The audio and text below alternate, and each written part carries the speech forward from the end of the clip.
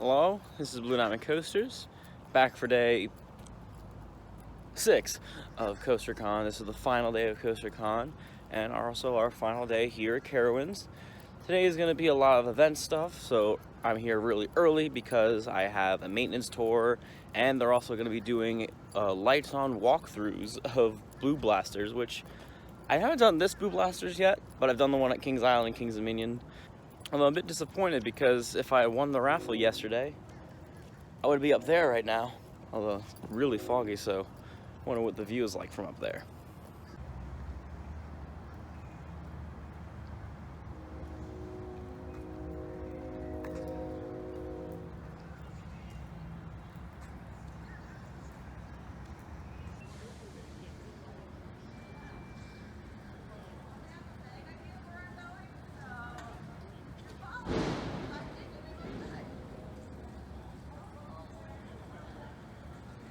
For everyone.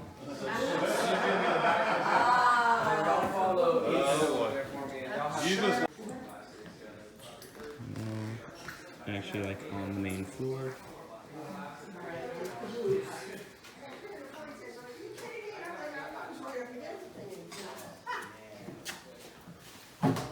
Yeah, Nathan taught me how to cheat. How much cars do you have on the board? We have 9 total. We have 8 on the line right now. Oh, okay. Is that the most you can have? No, we can have up to 9. We are just down right now because it's going to go through some technical stuff right now. How often does your ride ever stop?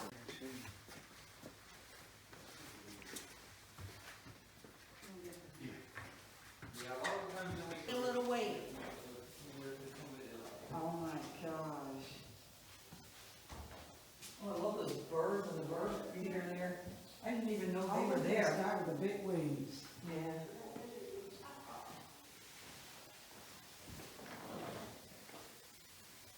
Oh man, you had a rough life, honey, didn't you?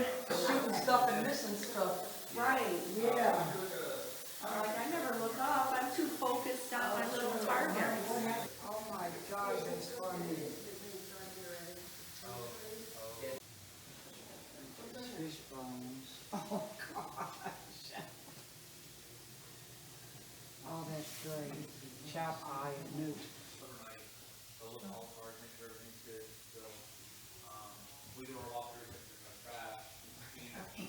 I think you could rope that rabbit back there.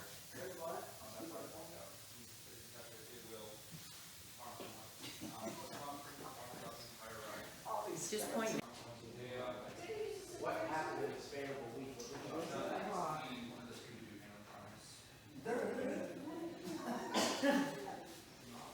It probably did used to have it. It's not but it doesn't look like glass in videos, and it is supposed to have it. It's ghostly.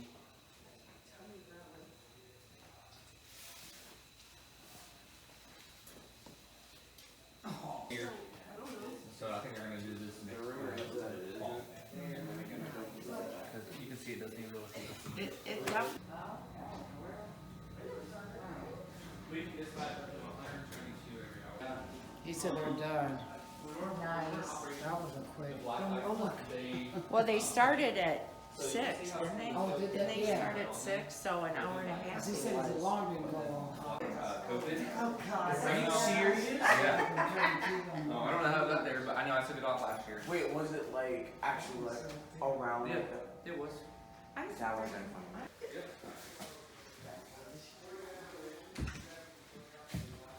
What was the second voice? Why Typically, we need a keynote lock for that, but we can't issue that on the key lock. So, me and my 2 associates are locked out, and you guys will be putting your first name and your. Well, that was definitely a pretty cool experience to do, to walk through this dark ride. But now it's time to head on down into County Fair. We're meeting by the Rock and Roller in order to get to the maintenance shop tour, which will begin in a little bit.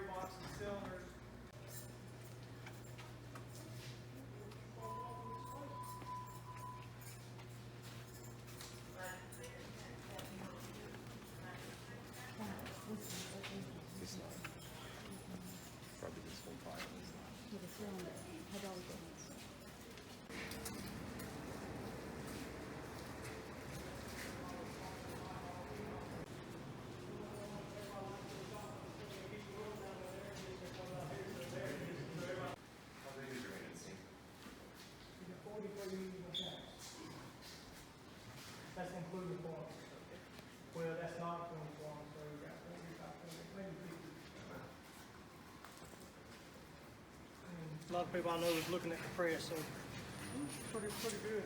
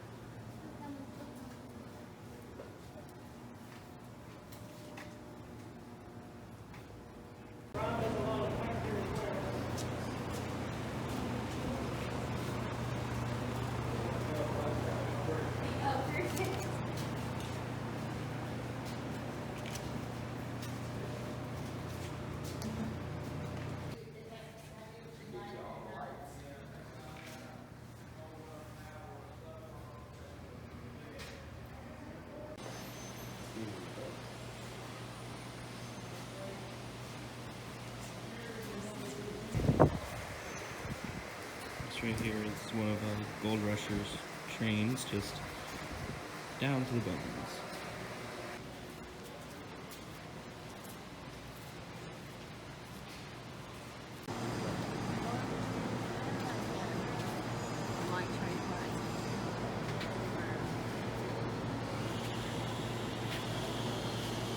These are brackets to hang these missile fans up in the whole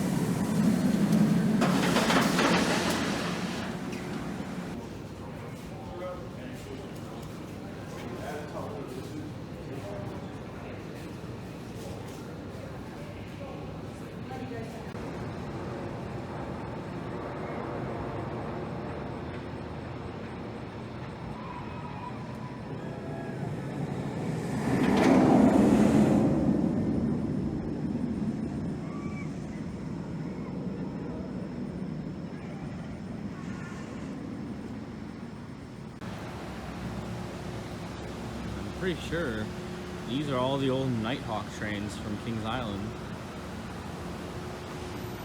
Yeah, Carowinds, mind if I borrow a few of these and send them over to Maryland?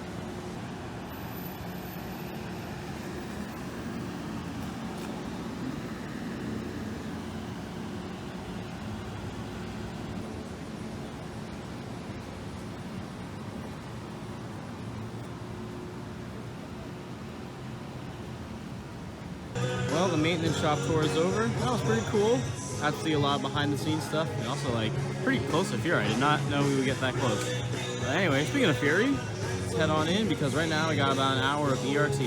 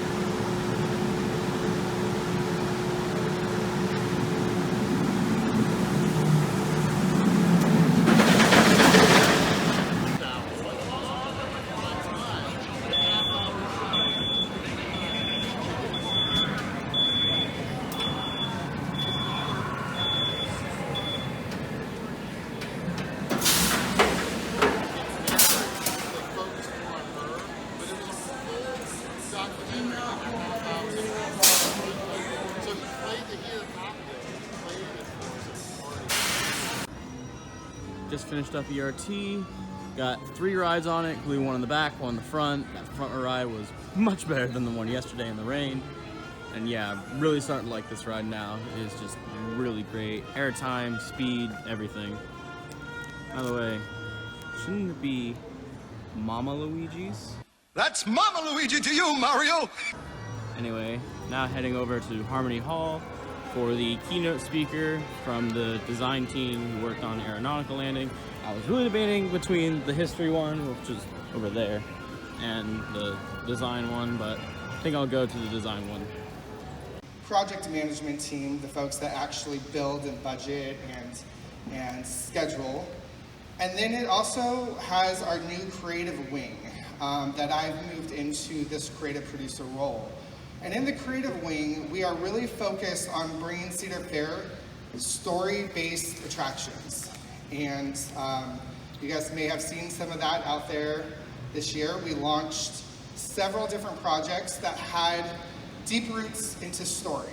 And so the story is where we're going to be moving our attractions forward in the future and how we're going to approach park restoration, going into areas of parks that have lost their story or lost their charm.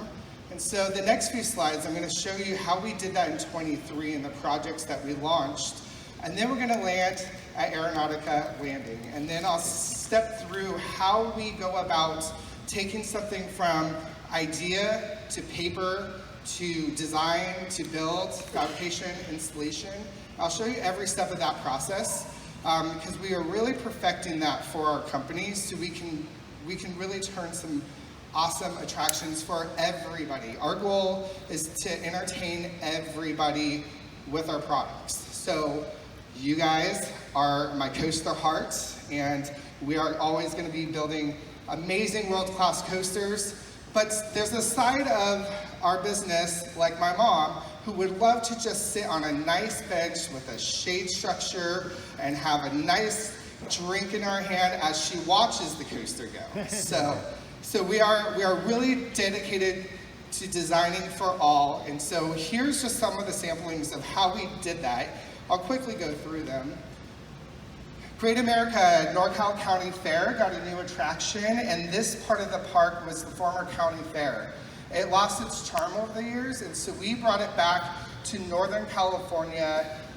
There's a lot of references. Being my home park, we were able to sneak some things into there from my childhood, like billboards along Highway 101 and the 5 going down to Disneyland. We incorporated that into Barney Goldfield's, but this is a commitment to regional theming. So we are trying, you'll see a lot here in Carowinds, focused on things that matter to the guests in their area. So we're not trying to shove themes that are totally bizarre and confusing to the guests. So we also had the Cedar Fair Boardwalk. We brought in a Wild Mouse and a collection of rides, and we just really made a cool nod to the retro boardwalks in the past, and leaned in on fun signage. One thing we're really focused on is cool ID signs, cool rider safety signs. Those are always something that's just always slapped on an attraction and as afterthought, so we're trying to bring that into the forefront. And really just have disciplined color stylings. Of course, we have the Legacy Grand Pavilion. This was our legacy project to bring back I Know Everyone. Let's just have a moment of silence for Wicked Twister. Okay, great. So Wicked Twister, unfortunately there's times where our parks are landlocked and we need real estate badly, and sometimes the ridership's down and we need to make a hard choice to remove a ride. But we are committed that anytime a ride absolutely has to come out, so we're not just ripping things out for the fun of it, has to come out, we will chop it up and sell pieces of it to anyone who will want to buy it. That is our commitment to retired rides. I promise. Canada's Wonderland, this is an art coaster, so ART is the manufacturer that helped us with this project, and it's a story-based coaster based off of Peanuts, and you're going to start seeing this as a trend that we are moving towards. We want to make sure that we're leveraging the Peanuts brand and the IP and the cute characters, and giving our kiddie coasters and family coasters a story and a reason to attend. So this story is you have to hop on board the train. You see Snoopy in the back. He has a barrel of root beer that you have to get to Lucy's Root Beer Saloon. But on the way there, you're going to have to go through Franklin's Firework Factory and some other obstacles in order to get to the saloon. And then there's Woodstock and the Bad Seed Gang that's plotting and trying to derail the train the whole time. So it's a super fun coaster with this heavy story and theming package. Of course, Fiesta Village at Knott's Berry Farm. This is a nod to it was Walter Knott's California Mexican border. Nod to kind of that history. And so what we did was broke up the land into 3 areas. There's the Casa Marketplace, that's kind of an upscale, elegant, nice place to dine. There's also the Aztec Mayan ruins, that's Jaguar, and Soul Spin, which is, it's still Soul Spin, yes. And then there's the Alebrije Garden, which are these mythical creatures that are in Mexican folklore that we made thanks to Adirondack. Made some characters that fall in there, and our merchandise team's having a lot of fun because they're creating plush and backstories to each one of them. Adventure Port at Kings Island. This was a section of the park that was a former German fest house, brew yard sort of vibe. They had the Durst spinning keggers back in the day. So we knew we wanted to bring that section of the park back. But then randomly, thanks to the Paramount Outer Banks and Outer Hanks, there was like a random Bubba Gumps that was dropped there. And then it turned into, over the years, Hank's Cantina. So it was like Mexican food in the German area, and it was just all confusing. But we also love Aero coasters, and we love Adventure Express, and thought it was time. That's Aero, right? Did I just screw that up? Okay. Paul Bonnefeld, if you know him, would have killed me if I did that wrong. Anyway, so we knew we wanted to bring back the charm of Adventure Express. So we created a whole story that's centered around a port that is anchored by Enrique, which is Hank in Spanish. Enrique has his new port, and he's shipping supplies over, and all the rides are tied back to that story. We have a Zamperla spinning teacups as a nod to the barrels, and then we brought in a Soul Spin, another ride I probably will never go on. Over at Worlds of Fun, they turned 50 years old, or 50 years young. Anniversary this year, just along with Carowinds. That park was originally themed to Around the World in 80 Days and had a Jules Verne kind of twist to it. And when you went through each land, it brought you to different parts of the world. So we went in and created the Adventure to Passport to Adventure, and refreshed every single one of the lands. So this was an exercise and a test for us as a company. Could we go in and paint things and sign things and bring back the charm, and will the guests notice? And the answer, which we knew and hoped for, is yes. They notice it, they appreciate it. Each area has a new logo, and almost every building got repainted.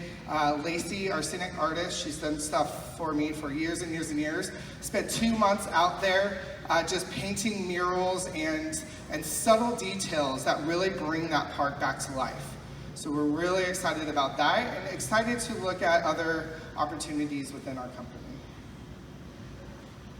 This is kind of how we did it. So in the Morocco area, we relied on mood boards from Morocco, and then we picked a color palette down below, and then we started to apply it to all the different areas. The bones were there, the charm was missing.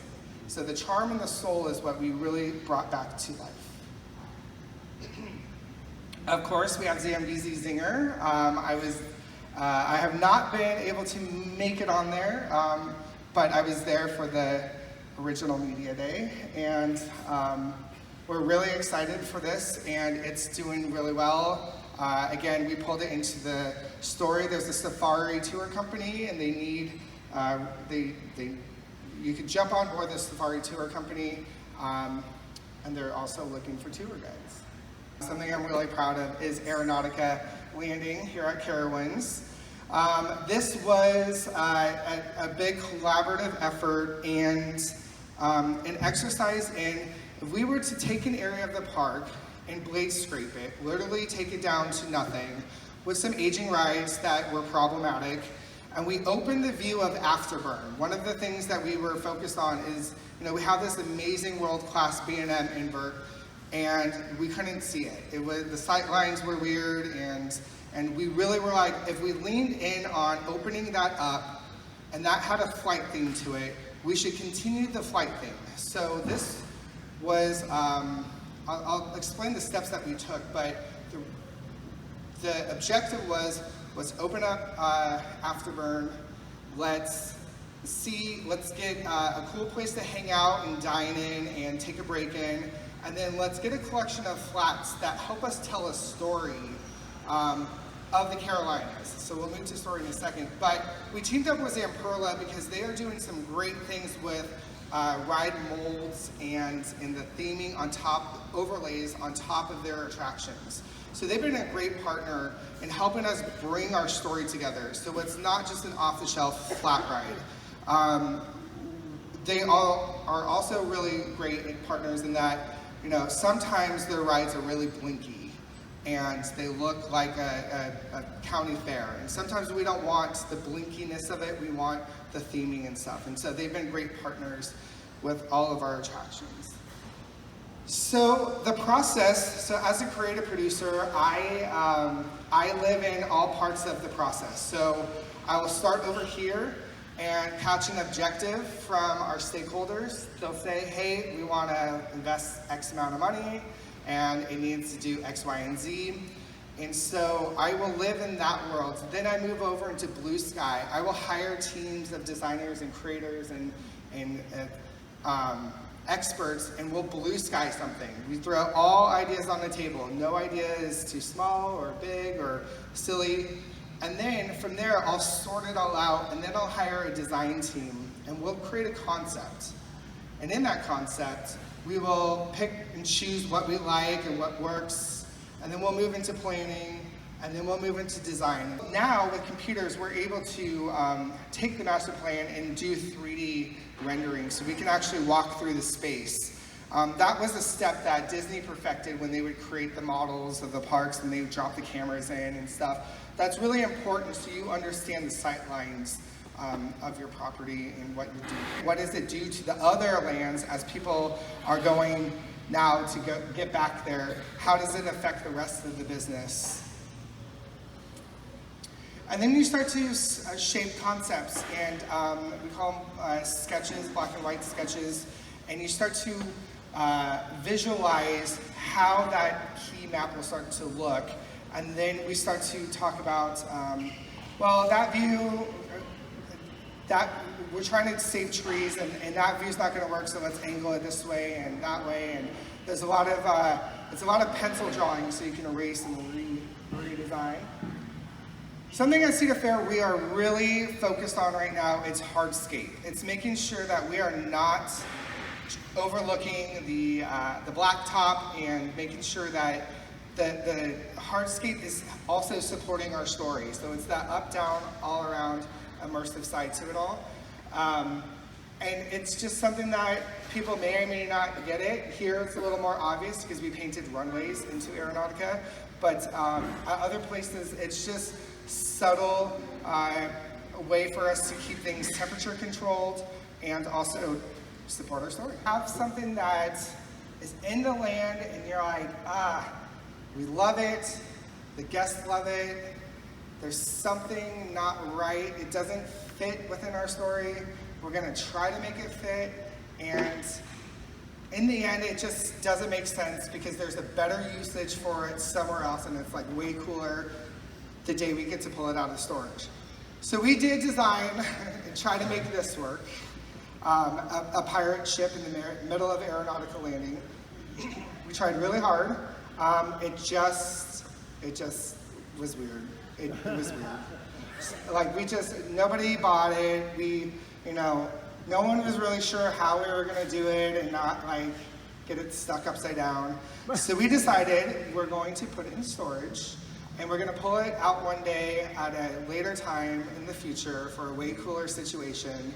But we decided to remove it and put in the Windstar. So Windstar came into our life because we really just couldn't figure this one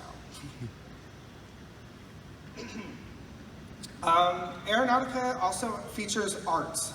That's something that we want to start bringing into our projects a lot more. Local artists, art sculptures, things that are unique and different in the land. So you may have seen our entry portal. I call it the wing or the selfie spot, because if you take a selfie at a certain angle, then it looks like all the planes are flying over your head and it's really cool. So we're really focused on items like that. Let me back up.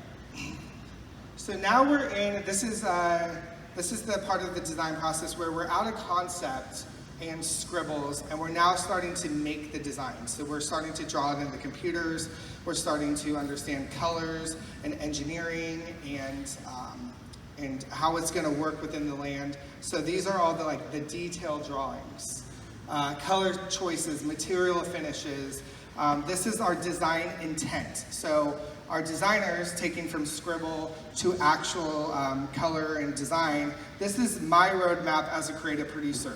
Design intent. So it gives me the playbook. And so what my job is to make sure that through construction and budgeting and scheduling and all the other things that have to happen behind the scenes, that we don't lose our design intent, that we're making sure it always comes back and looks like how we want it and intended for it to be.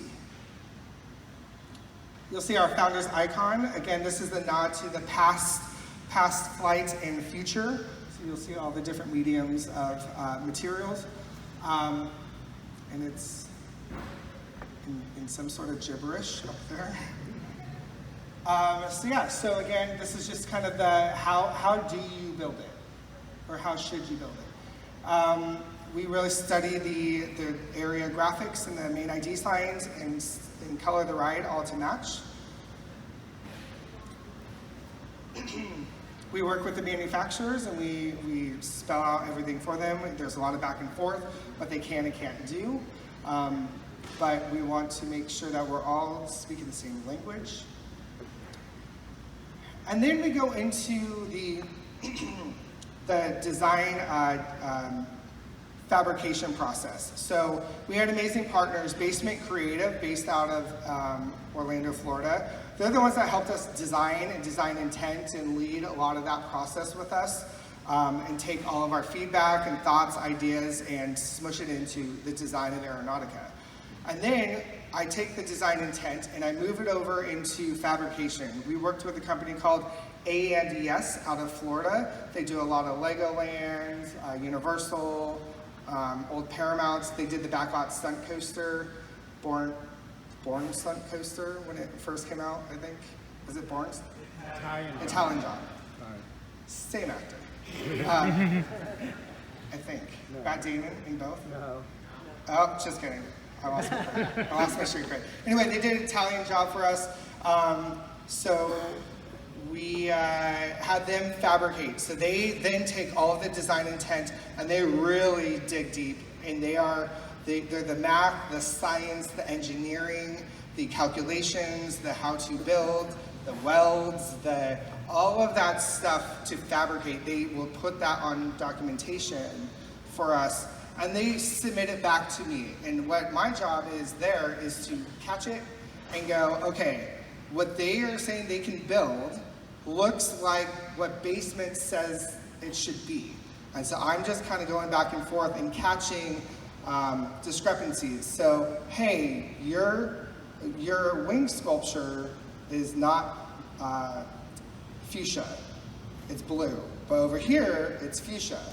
Why is that happening? Well, we can't get the color fuchsia. And then I cry and I say, well, it really should be that way. And then they figure it out and then yay, we're happy and we sign off on it. I do a lot of crying and whining and begging. And, come on guys, we gotta get this going. And then they really spell out how they're going to construct the scenic pieces and all the items for us. And then that tells our project management, our construction team, that tells everyone out in the field what is coming to them and how they're going to have to help support it. Again, shop drawings for that. And then I go down every so often and I check on the fabrication process down in the shops, making sure that, again, colors look right. Finishes are going to take a basketball. I take a basketball because we love to give those away as prizes, and I will throw them at things to make sure they're durable. And really just work with them to make sure that every element's coming to us in a finish that's going to be durable, long-lasting, protected from the sun, and most importantly, makes it looks like our story piece from the design. That's me when they installed it, because I don't think any of us that laid eyes on this, we see the calculations and we say, okay, yes, 60 by 20, we get it. But like, I walked out there and I saw this thing and I didn't believe how big the thing was. I was like shocked. And so I stood up next to it. What I do is the Clayton scale. So I'll take a picture next to something and send it back to the office and go, look how big this thing turned out, because they know that I'm 6'2". And so everyone in the office was like, oh, yep, that's impressive. We wanted an impressive signing, we got it. So that's me just kind of in shock.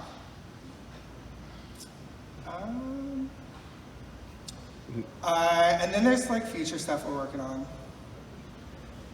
And so, Just got out of the keynote speaker. That was really nice. Good to see the insight of design. I never like really thought about, I mean, I guess they're like really starting to expand like Cedar Fair, like in design, storytelling and things like that, which is really nice, as opposed to like the past few years where Cedar Fair was just, you know, mainly kind of just upscale Six Flags. Right.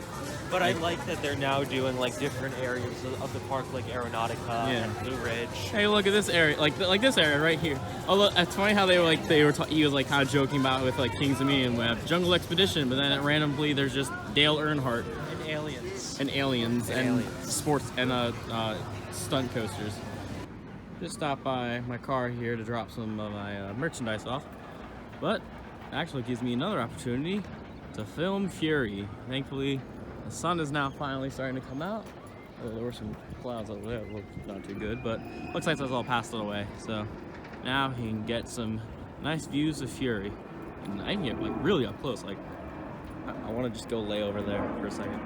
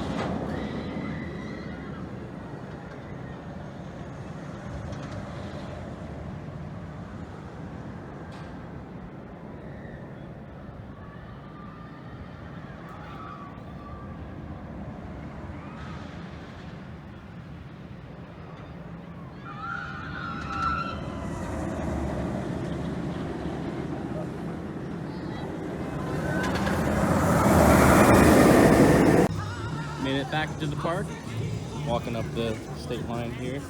Now, I'm debating on where I should go for lunch. So I've been hearing Harmony Hall has really good food, but there's also Chickies and Pete's. So I can either try apparently pretty good food and something different that I've never had before, or Chickies and Pete's. I couldn't help it. I made a mistake. Alright, lunch was actually alright. One downside is they were out of Coke. I just dealt with Sprite. And also there was like a bunch of TVs in there. Half were playing ESPN, the other half, and the audio was playing Cartoon Network, and they had that weird prequel total drama series. Anyway, now I'm actually going to head over to the last credit that I need, Ricochet, because it's finally open. And enjoy the rest of your day at Carowinds, where the Carolinas come together.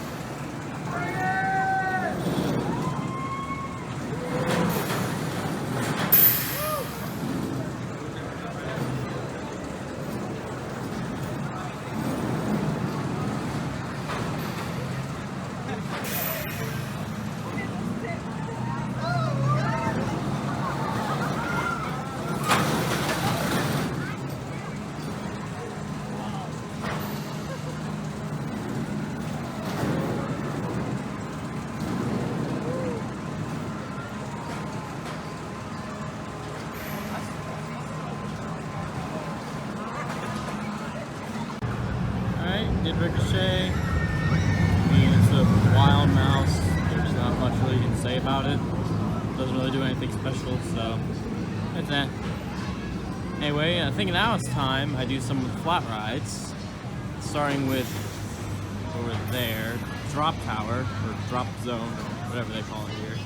It just kind of, although it's weird, like I see that color scheme and I think of the ones at Kings Island and Kings Dominion. So I'm thinking, oh, they're like, 200 feet tall, like really big, massive things, but this one just looks small when I look at it, especially when it's right next to, Fury over here, which is massive, and there's this little thing over here.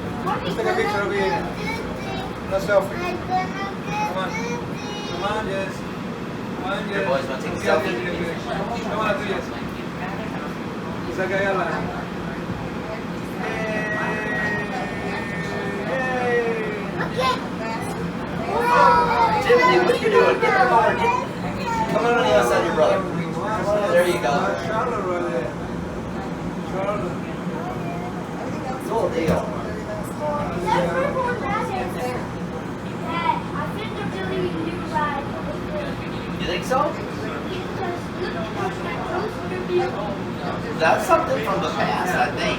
Yeah, that's Ripple Rabbit. Rip Roaring Rapids, that's right. That's the rip from the Rip Roaring Rapids.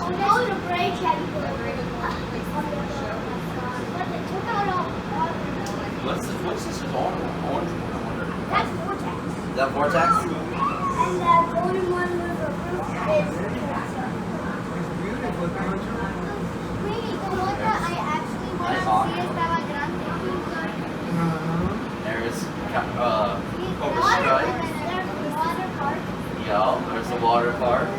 There's Afterburn.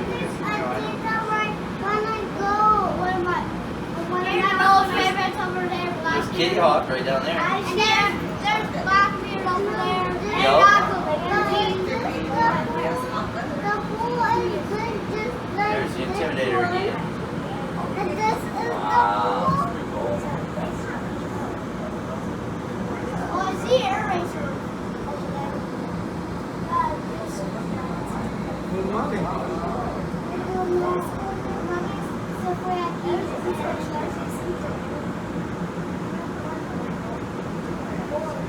What's that Euroball?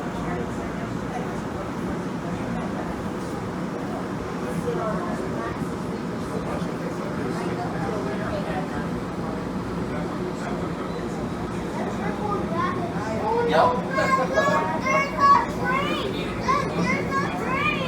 Por allá estaba el mira.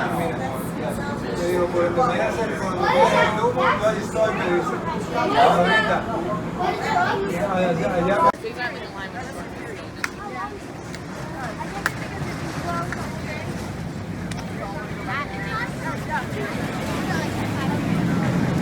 Okay, so where do you want to do? Fury?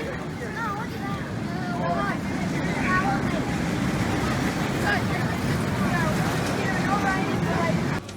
Well, it's cool seeing the view of Carowinds in the daytime, and for another ride to get me a good view and also to kind of cool me off is Windseeker. So let's see how this one is compared to like every other Windseeker in the Cedar Fair chain. Well, that was pretty fun. Nice views, good breeze. Pretty similar to every other Windseeker at a Cedar Fair park.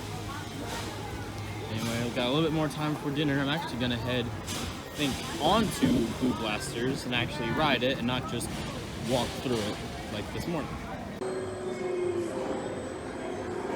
That was actually my car.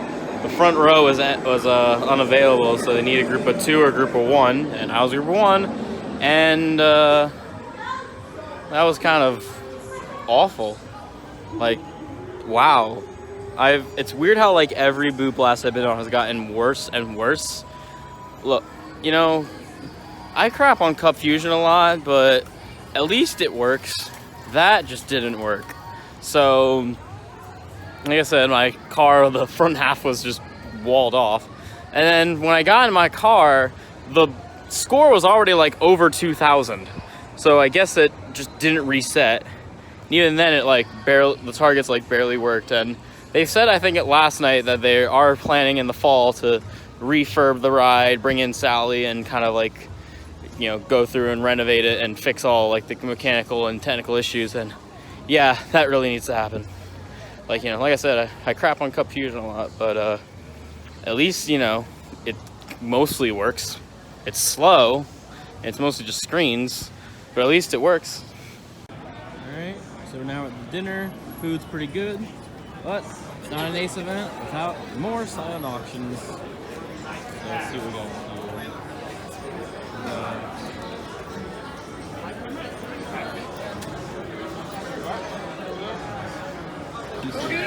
Drive Tire, Fury, of course from Afterburn. Over here, I know Alex has something to say about these. Blasters from Plants vs. Zombies. Box of hurler bits. Stuff for Flying Cobras. Over here we got a ton of signs. From Winterfest. Thank you. Elizabeth. Other signs.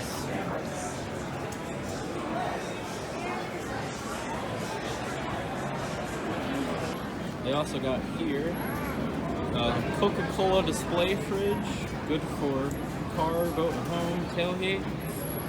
Who would have bid for this? Oh, look at that. Also got on the road plates, print. Some dude's jacket, vest. Some shirts from Elitch Gardens and World's Adventure, and some Connect sets. That one I already have, so I don't need it. Of a photo that's framed, taken by ACE member Kim Fowler. Kim, are you here? A beautiful picture of Intimidator that y'all can enjoy every day in your offices. Thank you so much, Brian, for your hospitality and hard work. We know we're a huge group and we really appreciate your hosting us.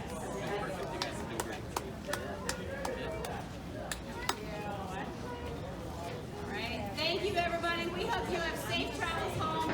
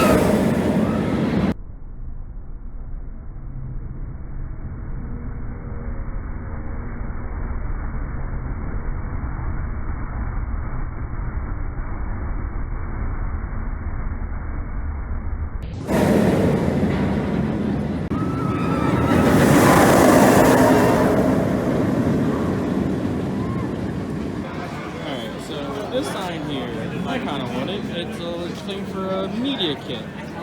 So if you look here, it's minimum bid is $5. I bid $5. Someone below me 10, and then someone put in $200 for a cardboard sign.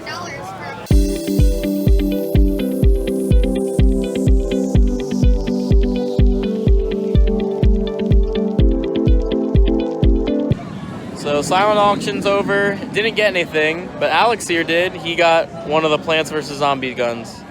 We're now heading to our group photo, and they're taking us underneath Intimidator.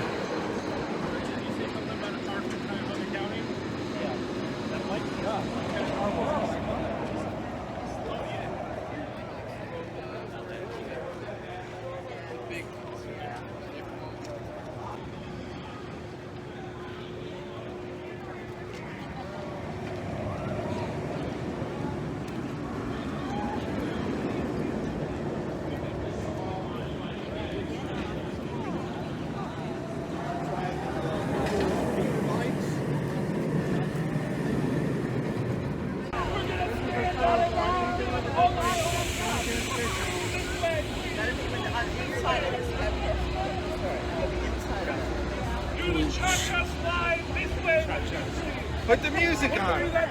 Come on this way. Trying to fit 1,000 people in this little spot so we can look right up there.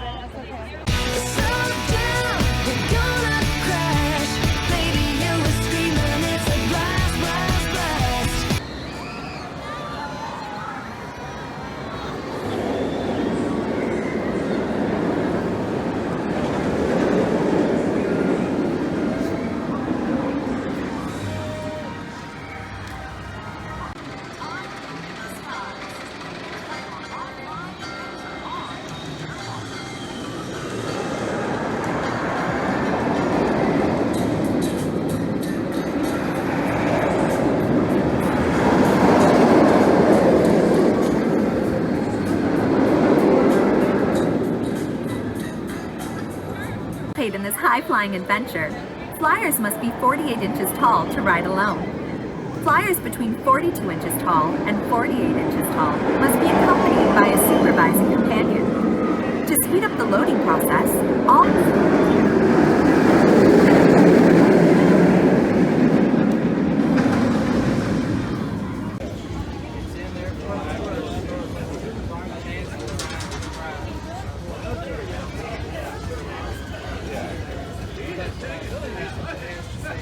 Alright, so me and a bunch of people from ACE just did their flyers. Carowinds, I apologize on behalf of everybody else in there.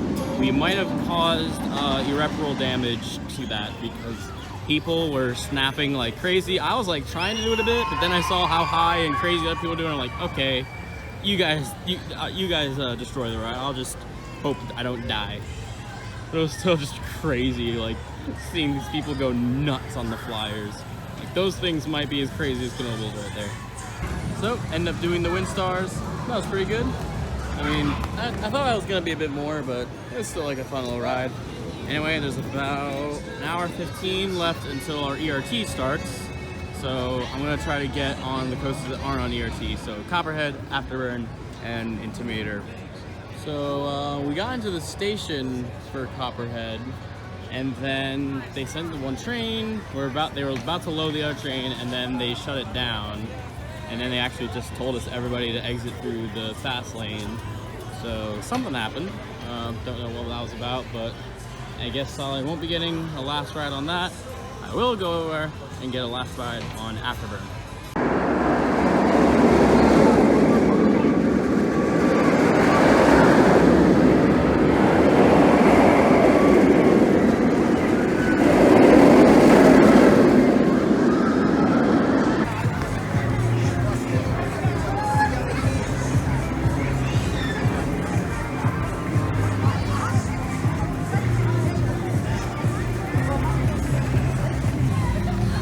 I did Intimidator twice, once in the second front and then once towards the back, and during that second one it started raining. Similar to Fury last night, ow, that hurt very badly. And now we're heading over to Fury ERT in the rain. Yay!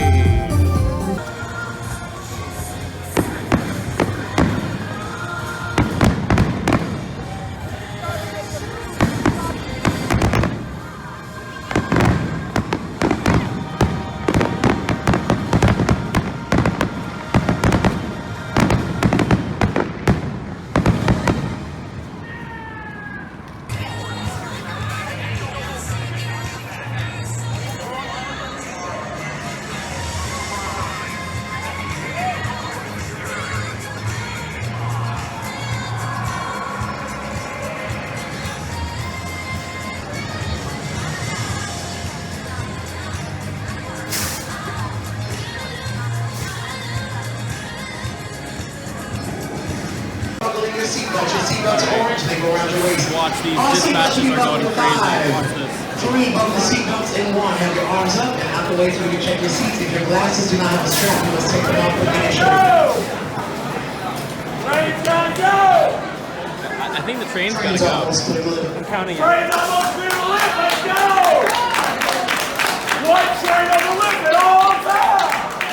One train on the lift at all times! Train's gotta go!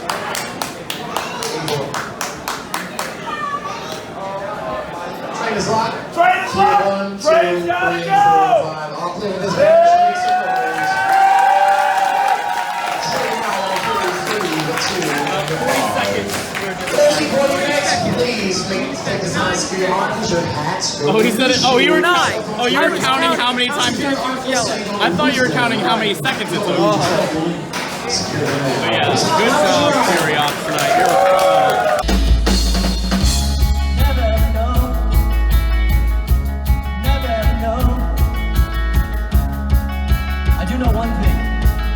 One thing only, actually. This is what I need.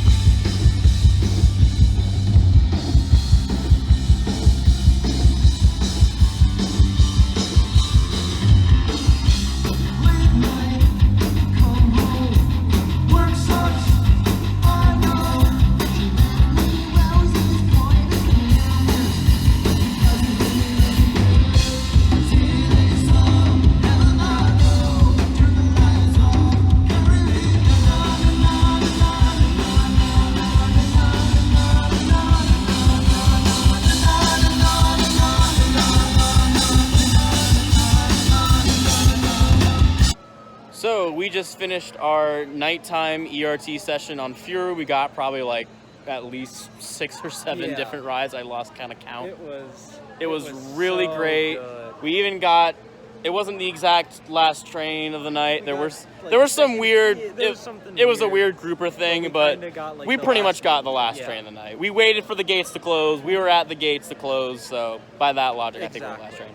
But that was still an amazing ride, amazing ERT, even though. Amazing event as a whole. Yeah, amazing event. Like, this is my first CoasterCon, and I really want to go to the next one, even though it's literally on the other side of the country. I think it'll be a really good time, just because of this event alone showed how great these events are. So this might be a yearly thing or a every other yearly thing. So definitely looking forward to next year's CoasterCon. Or now I just have to figure out where the next one is, because I'm trying to already theorize where that one's going to be in 2025. So that does it from this long week at CoasterCon. Make sure to subscribe to see other videos. Make sure to also follow at Blue Diamond Coasters on both Instagram and TikTok. Anything you want to plug? Just follow Alex Studios on Instagram. So, this is Blue Diamond Coasters. And Alex Studios. Later.